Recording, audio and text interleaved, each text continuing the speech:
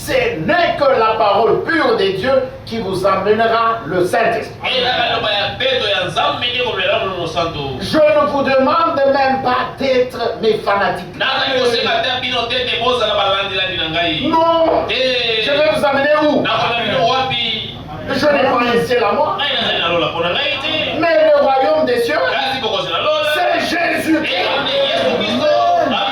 Si vous allez à Jésus-Christ, vous avez le royaume des cieux. Alléluia.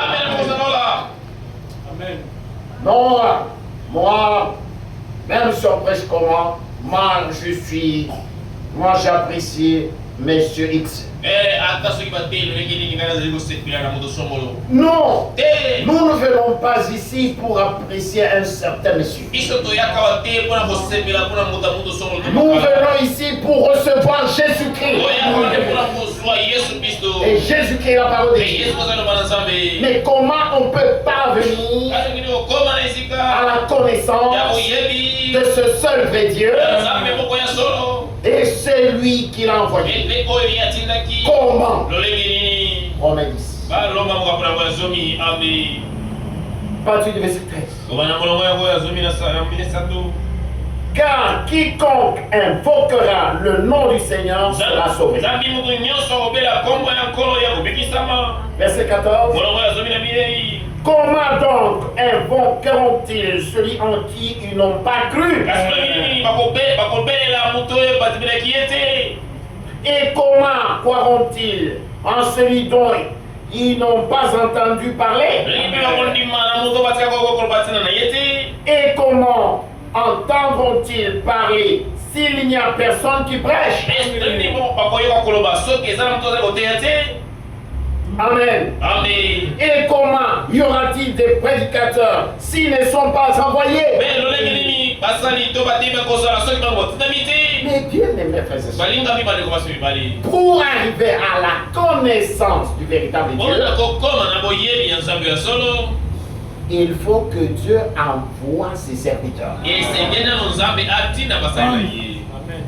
C'est ça la logique de la Bible. Voilà pourquoi j'avais dit au début, la véritable foi, c'est quand tu commences à écouter la pure parole. Nous retournons dans Saint Jean 17. Écoutez mes frères. La Bible dit ceci à partir du verset 17. Jean 17, verset 17.